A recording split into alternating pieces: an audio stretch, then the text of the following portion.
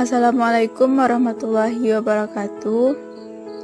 Saya Febi Fajratul Anisa, NIM 1814080031 dari jurusan Tadris IPA Fisika UIN Imam Bonjol Padang dengan mata kuliah Metodologi Penelitian dan dosen pengampu Ibu Dr. Milyasari SPD MSI.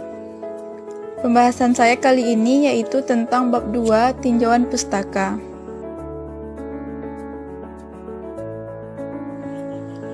Pada bab 2 tinjauan pustaka ini terdapat 6 subtopik. Yang pertama, menjelaskan pengertian dan pentingnya kajian pustaka. Yang kedua, menjelaskan bagian proposal penelitian yang membutuhkan kajian pustaka. Yang ketiga, menjelaskan cara-cara mengkaji bahan pustaka dan menyusun kerangka berpikir. Yang keempat, menjabarkan aturan pengutipan penulisan berdasarkan body note, footnote, dan endnote. Yang kelima, menjabarkan penelitian yang relevan dan cara penulisannya. Yang keenam, menguraikan hipotesis dan contohnya. Yang pertama, pengertian dan pentingnya kajian pustaka. Kajian pustaka merupakan daftar referensi dari semua jenis referensi seperti buku, jurnal papers, artikel, disertasi, tesis, skripsi, handout, laboratori manual, dan karya ilmiah lainnya yang dikutip di dalam penulisan proposal. Kajian pustaka adalah kegiatan yang meliputi mencari, membaca, dan menelaah laporan-laporan penelitian dan bahan pustaka yang memuat teori-teori yang relevan dengan penelitian yang akan dilakukan. Kajian pustaka dalam penelitian, baik penelitian pustaka maupun penelitian lapangan, mempunyai kedudukan yang sangat penting. Kajian pustaka sangat diperlukan untuk mendukung permasalahan yang diungkapkan dalam usulan penelitian. Kajian pustaka ini menjadi dasar dalam merumuskan kerangka teori yang selanjutnya menjadi dasar untuk mengembangkan kerangka konsep penelitian. Pentingnya kajian pustaka. Menurut Hart, alasan-alasan pentingnya melakukan kajian pustaka adalah: yang pertama, membedakan apa yang telah dilakukan dan apa yang perlu dilakukan. Yang kedua, menemukan variabel-variabel penting yang relevan dengan topik. Yang ketiga, mensintesiskan dan memperoleh suatu perspektif baru. Yang keempat, mengidentifikasi hubungan antara gagasan dan praktik. Yang kelima, menentukan konteks topik atau permasalahan. Yang keenam, merasionalisasikan pentingnya masalah. Yang ketujuh, meningkatkan dan menemukan kosakata subjek. Yang kedelapan, memahami struktur isi. Dan yang kesembilan, mengaitkan ide dan teori dengan penerapan. Bagian proposal penelitian yang membutuhkan kajian pustaka. Bagian dari proposal yang berisi uraian teori yang digunakan dalam penelitian adalah bagian tinjauan pustaka.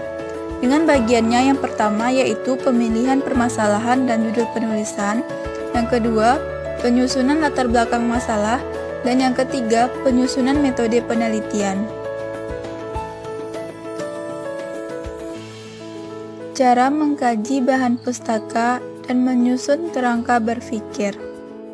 Yang pertama, mengkaji bahan pustaka.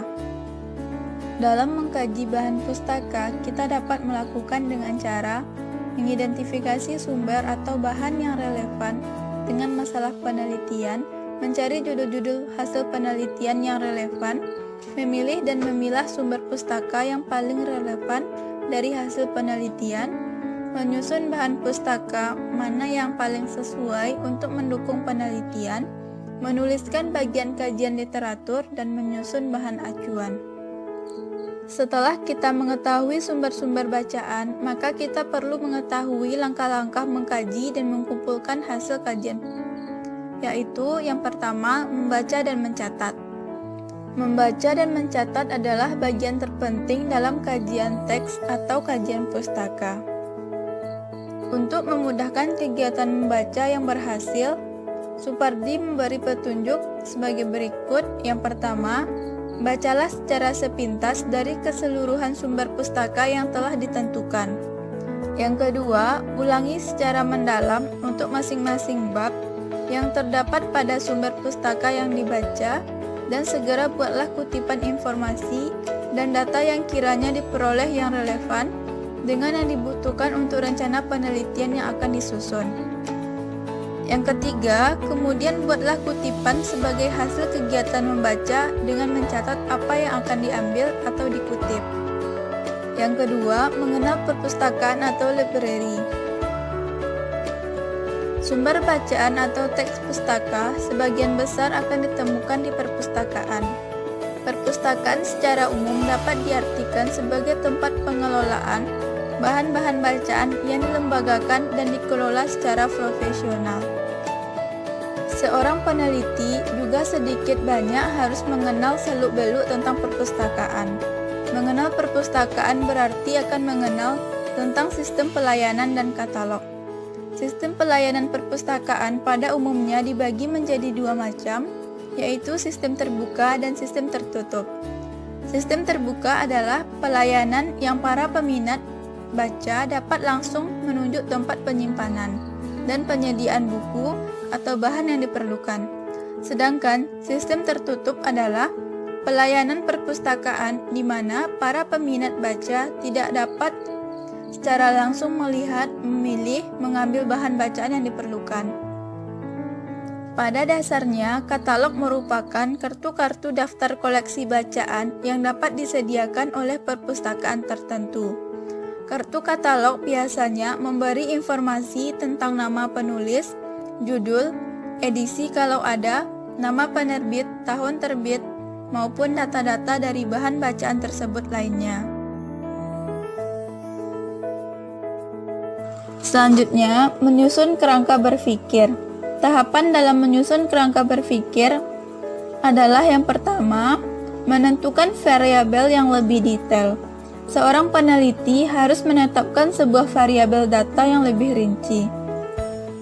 Ada beberapa cara untuk menentukan variabel data yang lebih detail, di antaranya, yang pertama, perhatikan terlebih dahulu judul yang kita buat. Yang kedua, setelah itu, tentukan variabel-variabel data dari judul tersebut. Yang ketiga, kemudian tuliskan seluruh variabel data yang sudah kita tentukan. Tahapan yang kedua yaitu membaca buku-buku hasil penelitian. Buku yang dimaksud di sini bisa berupa ensiklopedia, kamus, ataupun buku teks yang lainnya. Sedangkan untuk mempelajari mengenai hasil dari penelitian yang dibaca, bisa atau dapat meliputi tesis, skripsi, laporan penelitian, jurnal ilmiah, maupun juga disertasi. Tahapan yang ketiga, deskripsikan teori serta hasil penelitian. Apabila membaca buku-buku dari hasil penelitian itu sudah dilakukan, maka langkah selanjutnya adalah kita dapat mengungkapkan teori-teori yang berhubungan dengan variabel data yang akan diteliti. Tahapan yang keempat, menganalisis teori dan juga hasil penelitian secara kritis. Pada tahap ini, yang harus dilakukan adalah menganalisis teori serta juga hasil penelitian secara kritis. Selanjutnya, menganalisis komparatif tentang teori dan hasil penelitian. Pada tahap ini, kemudian kita harus melakukan sebuah analisis serta juga komparasi dengan cara membandingkan teori yang satu dengan yang lainnya. Dari hasil itu, seseorang peneliti tersebut bisa atau dapat menggabungkan teori yang satu dengan teori yang lainnya, ataupun juga dengan cara mereduksi apabila hasil analisis itu dipandang terlalu luas. Tahapan selanjutnya, sintesa kesimpulan. Tahap ini, seseorang peneliti bisa melakukan sebuah sintesa atau juga kesimpulan sementara. Perpaduan sintesa yang terjadi antara variabel tersebut akan menghasilkan beberapa kerangka berpikir yang kemudian bisa kita gunakan untuk merumuskan sebuah hipotesis. Dan tahapan yang terakhir yaitu kerangka berpikir. Tahap ini merupakan tahap akhir yang kita bisa menyusun skema dari kerangka berpikir. Aturan pengutipan penulisan berdasarkan body note, footnote, dan endnote. Tata cara penulisan body note. Pertama, ditulis di akhir teks kutipan, tetapi dalam hal tertentu bisa di awal atau di tengah teks kutipan. Yang kedua, rujukan ditulis di dalam kurung. Ketiga, secara umum rujukan terdiri dari nama pengarang tanpa gelar, tahun publikasi, dan nomor halaman. Format penulisannya, jika penulisannya satu, contohnya Barda Nawawi Arif tahun 2012, nomor halamannya 7. Dan jika penulisnya 2, maka dapat kita lihat pada contoh berikut.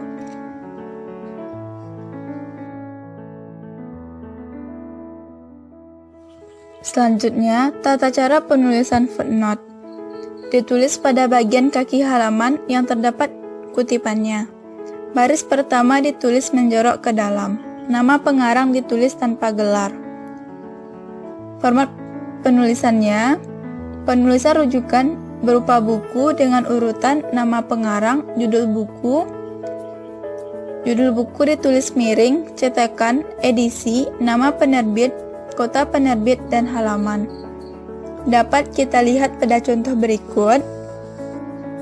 M. Yahya Harahap, pembahasan permasalahan dan penerapan KUHP, penyidikan dan penuntunan, cetakan pertama, edisi kedua, Sinar Grafika, Jakarta, 2010, halaman 100. Pengutipan ulang dari sumber yang sama digunakan identitas berupa IBIT, logcheat, dan objek. Kecuali untuk sumber elektronik, maka ditulis kembali secara lengkap. IBIT adalah singkatan dari Ibidium, dipergunakan untuk catatan kaki yang sumbernya sama dengan catatan kaki yang tepat di atasnya atau tanpa diselingi sumber lain. Yang kedua, logcheat merupakan singkatan dari Loco Citati yang dipergunakan untuk catatan kaki yang sumbernya pernah dikutip dan pengutipannya pada halaman yang sama, tetapi sudah diselingi catatan kaki dari sumber lain. Yang ketiga, objek, singkatan dari Opere Citati yang dipergunakan untuk catatan kaki yang sumbernya pernah dikutip dan pengutipannya pada halaman yang berbeda, tetapi sudah diselingi catatan kaki dari sumber lain. Tata cara penulisan endnote. Penulisan endnote sama dengan footnote, sehingga tata cara penulisan yang berlaku dalam endnote sama dengan tata cara penulisan footnote. Perbedaan antara footnote dan endnote adalah endnote diletakkan di bagian akhir suatu karya ilmiah, sedangkan footnote diletakkan pada bagian kaki halaman yang terdapat kutipannya. Penelitian relevan dan cara penulisannya. Penelitian relevan memuat hasil-hasil penelitian sebelumnya relevan dengan penelitian yang telah dilakukan oleh penelitian lain, dengan maksud untuk menghindari duplikasi. Di samping itu, untuk menunjukkan bahwa topik yang akan diteliti belum pernah diteliti lain dalam konteks yang sama. Manfaat penelitian yang relevan adalah yang pertama, mengetahui bangunan keilmuan terkait permasalahan yang diteliti yang telah dibuat oleh orang lain atau peneliti lainnya. Yang kedua, menggambarkan secara jelas perbedaan penelitian yang telah ada sebelumnya. Ini memiliki kemiripan sehingga terhindar dari plagiat atau penjemplakan. Yang ketiga, memperkuat atau mendukung kekuatan penelitian dengan adanya referensi ilmiah lain yang memiliki relevansi dengan penelitian. Hal-hal yang terkait penelitian relevan yang dicantumkan dalam penelitian, yaitu Yang pertama judul, latar belakang, perumusan masalah, ruang lingkup penelitian, tujuan penelitian, tinjauan pustaka, landasan teori, hipotesis, cara penelitian, dan jadwal penelitian. Cara penulisan penelitian relevan. Yang pertama, tetapkan nama variabel yang diteliti dan jumlah variabelnya. Yang kedua, cari sumber-sumber bacaan sebanyak-banyaknya dan yang relevan dengan setiap variabel yang diteliti. Dengan langkah-langkahnya sebagai berikut. Yang pertama, lihat daftar isi setiap buku dan pilih topik yang relevan dengan setiap variabel yang akan diteliti. Yang kedua, cari definisi setiap variabel yang akan diteliti pada setiap sumber bacaan. Bandingkan antara satu sumber dengan sumber yang lain dan pilih definisi yang sesuai dengan penelitian yang akan dilakukan. Yang ketiga, baca seluruh isi topik buku yang sesuai dengan variabel yang akan diteliti. Kita lakukan analisa, renungkan, dan buatlah rumusan dengan bahasa sendiri tentang isi setiap sumber data yang dibaca. Yang keempat, deskripsikan teori-teori yang telah dibaca dari berbagai sumber ke dalam bentuk tulisan dengan bahasa sendiri. Cantumkan juga sumber-sumber bacaan yang dikutip atau yang digunakan sebagai landasan untuk mendeskripsikan teori. Hipotesis dan contohnya. Istilah hipotesis berasal dari bahasa Yunani yaitu hypo, yang berarti di bawah, dan tesis yang berarti pendirian, pendapat, atau kepastian. Sehingga dapat disimpulkan bahwa hipotesis merupakan jawaban sementara terhadap suatu masalah yang sifatnya masih praduga karena harus dibuktikan terlebih dahulu. The American Heritage Dictionary mendefinisikan hipotesis sebagai penjelasan sementara untuk pengamatan fenomena atau masalah ilmiah yang dapat diuji dengan penyelidikan lebih lanjut. Ini berarti hipotesis adalah batu loncatan menuju teori yang akan dibuktikan. Jenis hipotesis penelitian. Yang pertama, hipotesis berdasarkan pada kategori rumusannya.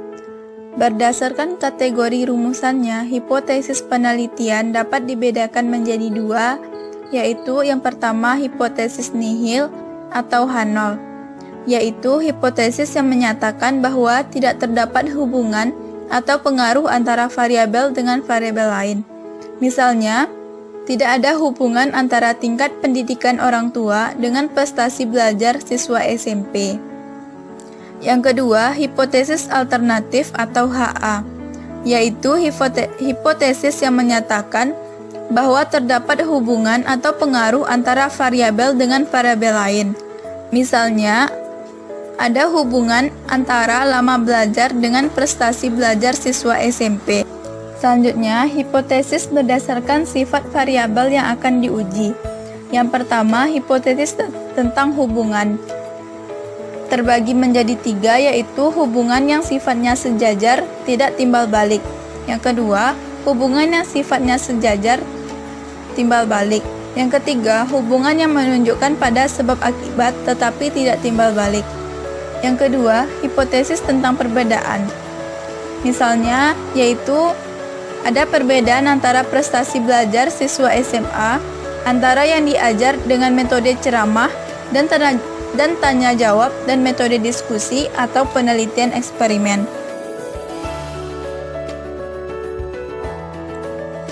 Sekianlah yang dapat saya sampaikan. Terlebih dan terkurang saya mohon maaf. Assalamualaikum warahmatullahi wabarakatuh.